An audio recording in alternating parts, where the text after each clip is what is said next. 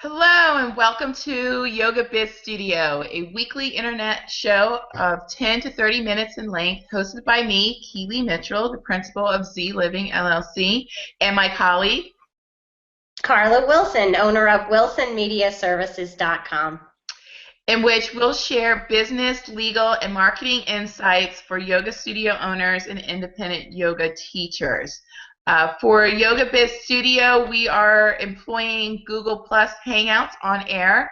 This gave us some flexibility about how people can view our show. So you're either watching this via our website at yogabizstudio.com, on the Google Plus events page for today's show, or via YouTube. However you are watching the show, thank you for being here. Carla and I will do our best to follow the conversation. There is a Q&A panel on the event page, or feel free to tweet us using the hashtag #YogaBizStudio. On today's episode, we'll be answering your question about best practices for email marketing. Topics like what are the marketing and legal concerns for staying in touch with your tribe via email? How does email marketing help grow your business? What are the best email providers? And as we discuss this topic, please feel free to raise questions in the Q&A panel. We love to hear from our tribe. Carla, I have covered this topic from the legal standpoint, but I would love to hear from the marketing perspective. Yes, thanks, Keely. And I'm glad that you'll be sharing some of your legal suggestions with us a little bit later. But yeah, let's jump on this. Let's jump on this marketing bandwagon with email marketing. As an internet marketing consultant, I love to help small businesses understand the different facets of marketing. Email marketing to your audience is one of the easiest ways to share your knowledge, share your promotions, and share events. Before I cover some of the best practices, I'd like to discuss some mistakes people make when communicating via email. So here's a biggie. Mistake number one, not asking for permission before adding someone's email address to your mailing list.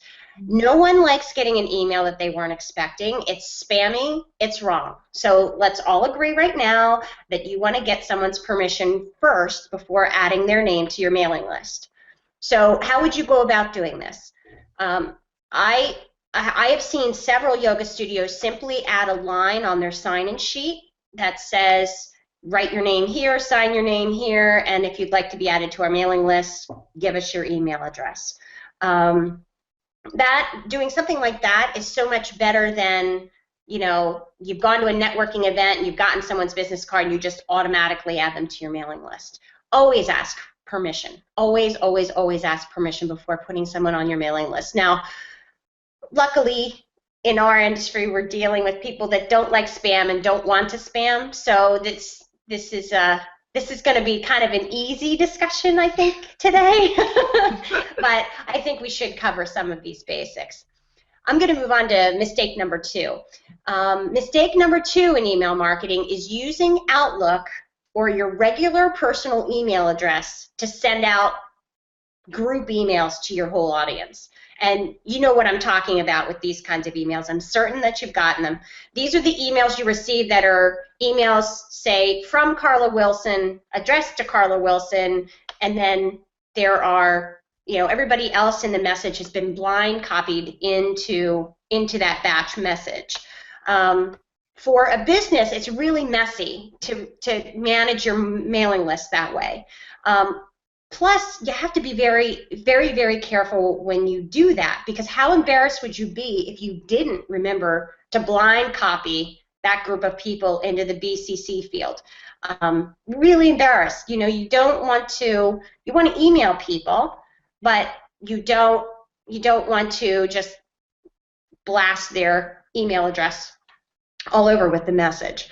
So you really need to be careful when you are batching emails in that way. So not only is it messy and hard for you to manage, the other issue here is that if you are doing this on a regular basis where, I've got to let my people know that we have a 108 Sun Salutations event coming up.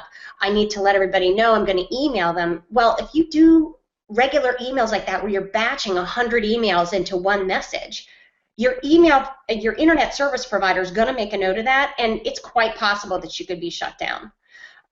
It's much better for you to, and we'll of course talk about this in a little bit later, but it's much better for you to use a tool that's specific for sending emails out to a group rather than using your personal Outlook or your personal email address for business purposes.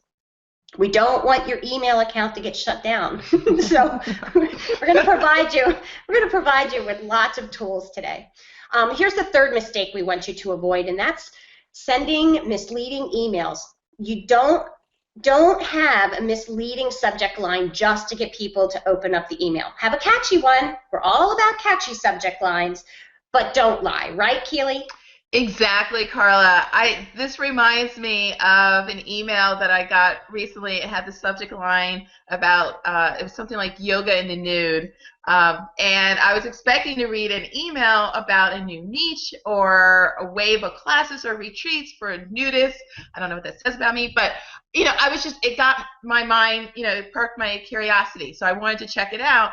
But instead, I ended up reading an email about a new marketing seminar being offered, targeted toward yoga instructors, and it was nothing about yoga in the nude. So it was just a tactic to get me to open up the email, and I just didn't like being tricked. So it's a great point that you bring this up. Right, exactly. No one likes to be tricked. I mean, it's one thing to say, hey, get a free class if you bring a friend, or you have, something catchy like that, but yoga in the nude just to get somebody to open up and learn about your marketing seminar? I don't like it. So let's get everybody on the right path here. Let's start with some basics. Email is an easy way to keep in contact with your audience. We've stated that. You'll find that not everyone is on social media networks, and your mailing list is a valuable tool when you own a business. A mailing list or a database is your book of business. Proper care and feeding is important. Using Outlook or your personal email account is not a good way to keep a mailing list healthy. So what do I suggest? I suggest a reputable email marketing provider. Here are a couple of examples to consider. Constant Contact. And they are located at constantcontact.com. You will hear they have a lot of marketing dollars, so you probably know that name already as a small business email marketing vendor. They're one of the biggest providers of email marketing out there. They've been around a long time, and they make the design of nicely formatted HTML emails easy. And by HTML, I mean pretty colors, and you can easily design emails with images and change up the fonts, and it's pretty easy to design. However, there is a fee for Constant Contact. I believe the starting level is $15 a month, which in the scheme of business, you are running a business, $15 a month to be able to send emails out to your tribe is, that's a fair price. It's not going to break your bank. But guess what? I know of some other vendors that are actually free services that you can consider. The one that I use and suggest most often is called MailChimp, MailChimp. It is a funny name, and it's kind of a I really like the MailChimp tool. They have, of course, a chimpanzee on as their logo, and they have some funny things within the tool itself. But MailChimp, again, it's free for up to 2,000 contacts, so it's a great service to consider. They, too, have many, many templates already designed that you can just pick up and use to make some really great-looking emails. Or they have a design tool that will help you create it from scratch. Put your image in the top, create either an email that maybe looks more like a postcard, while others might look more like a newsletter with a couple of articles and then some event listings. It gives you a lot of design control, and also the other thing I like about MailChimp is it gives you the ability to design for folks that might be reading the email on their mobile phone. So that's called responsive design. So what's great again is that it's not you having to try and create this from scratch and trying to figure out design. They've got a lot of templates. You just open them up, you drop your words in there, your pictures in there, and you can send out the emails to your audience. Another vendor to consider is eye contact. This one I haven't used for a couple of years. I do believe, though, that they've switched to the same kind of model that MailChimp has. I believe it's free for up to 2,000 contacts or basically 6,000 emails per month. So I find that it's an easy tool. It's a little bit more cumbersome and not as easy to use as, say, MailChimp or Constant Contact, but again, it's definitely something to consider. I think the biggest thing with these email marketing vendors is before people learn about these email marketing vendors and they are doing these batch emails out of their personal email account, that is a batch when you put more than one other person in an email. You're batching an email. But with these email marketing vendors, you're creating an email that's going to go out to your list of, say, 500 people, but the way that the email is formatted, it's a one-off email to each person when it leaves that email vendor's outbox. So that's how they make it easier for your email to get through and less likely for you to get in trouble by sending these big batch emails instead of using an email vendor to do it. Carla, this is great information, but where do you get the content information to put in your emails? Yeah, this is like the next biggest question. Once you finally convince somebody, okay, look, there's a free tool that'll help you manage your email newsletters. That is the next question. Where do I find the content to put in there? Well, this is one of those things to consider, that email content can really come from every source that you get information. For instance, maybe there's a flyer that you're advertising an upcoming event on your bulletin board at the studio. Maybe you found a really cool inspirational quote on Facebook. Maybe you got an email from somebody that had a really cool recipe in it. All of that is fodder for your newsletter. And since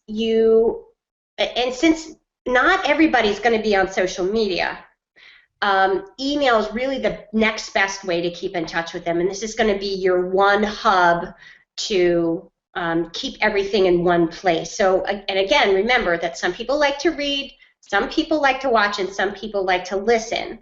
So the email, again, is the best way to put everything into one place, because not everybody's going to see the social media posts, and they might miss an announcement of an upcoming event in your class. But your newsletter is something that can sit in their email inbox, and they can go back to again and again and open it if they need to. And then refer back to it if they say, oh yeah, I know she's got this class coming up and I definitely want to RSVP, but I'm just not, I'm not going to do anything about it now. I know that email's sitting in my inbox, so I'll just leave it there for now so I can go back to it.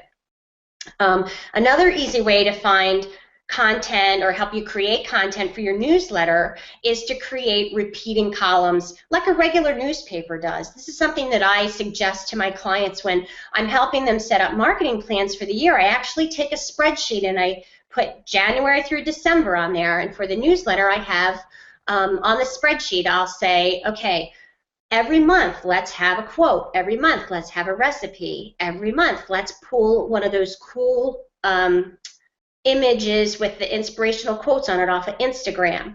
And then that way you can kind of, when you find these things throughout you can kind of throw it in there and have your plan done ahead of time so that you're not feeling so pressured every single month to try and track down all this information. I think if you were to block out some time, sit down with a spreadsheet, it would be much easier just to plug this information in and create a plan, months, maybe a quarter, 3 months ahead of time, and then you won't feel so pressured when you're trying to when you're trying to get your newsletter together for the month.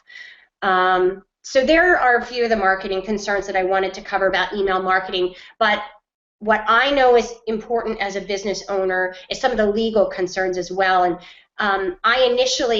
when Keely and I initially approached one another about creating this venture, Yoga Biz Studio, I knew that she was doing this video series for her business called Z Talks, and one of them covered the legal concerns around email marketing. So, Keely, can we move on to that right now so that you can cover that for everybody? Sure, Carla.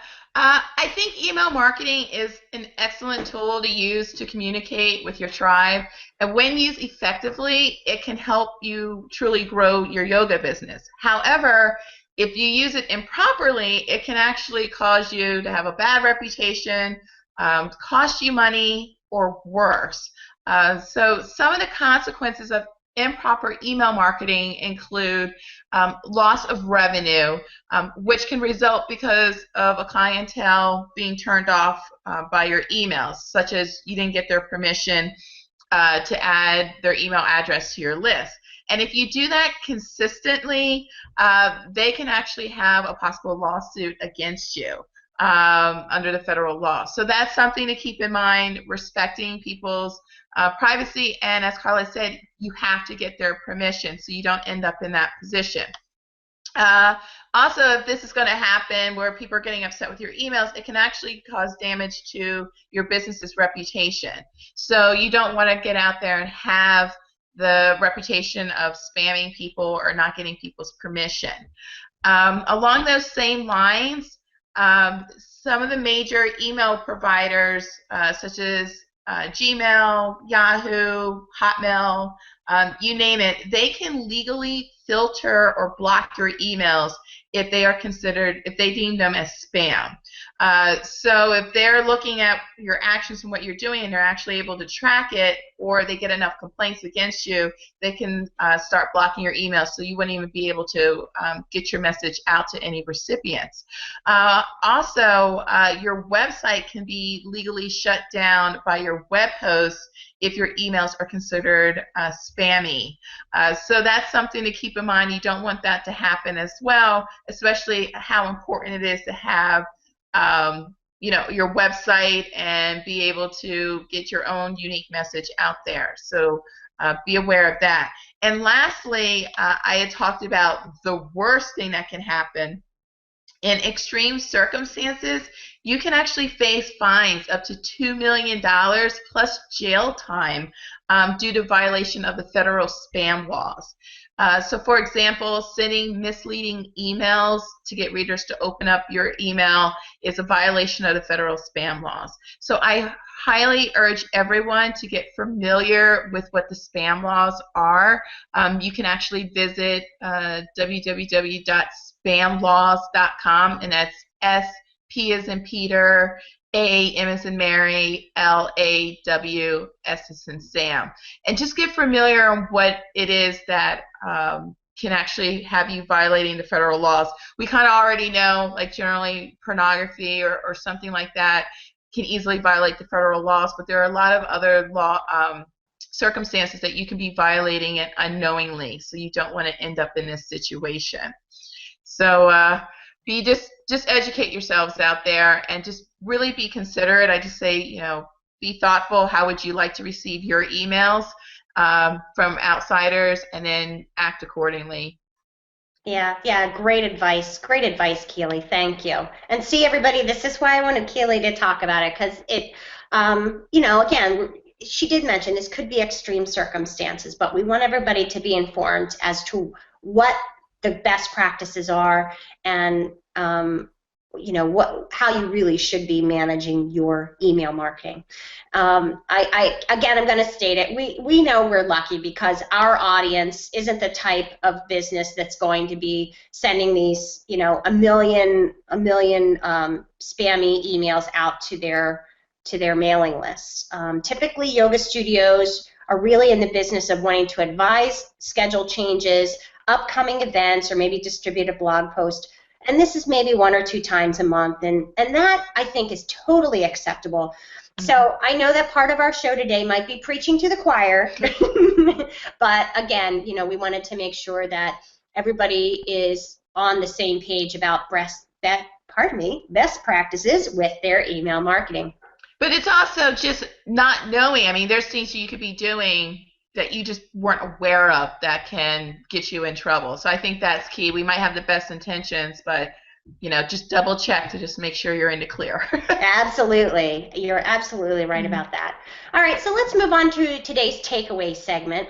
Today's takeaway topic is getting started with email marketing. Relatively speaking, email marketing is one of the most efficient and cost-effective ways to reach your audience on a regular basis. So we have 2 directives for you. If you're a new yoga teacher and you haven't started a mailing list yet, let's get to it. Research the providers we discussed earlier, either Constant Contact, MailChimp, or iContact, and get an account set up for your fledgling business. Even if you haven't yet gotten your teacher certification, it's fine taking 15 minutes of time now, investing that in setting up this email marketing program for you, so then when you do get your certification and you do start teaching around, you can start keeping in touch with people and helping to build your followers. If you are a studio owner and you have an established yoga business, but you've been maybe using your personal email account to communicate with your audience, we won't say that that's horrible, but again, it's time to move on and get a real business tool, get a real email marketing program.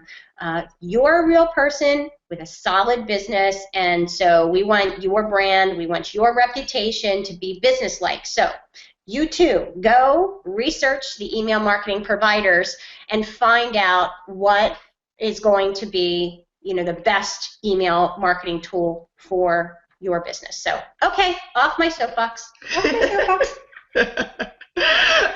Okay. Well, for next week, we'll be discussing blogging and its importance to your business. So it kind of ties in with the email marketing, because we're going to be talking about content that you could be helping fill up your email marketing and kind of referring back to your blogs.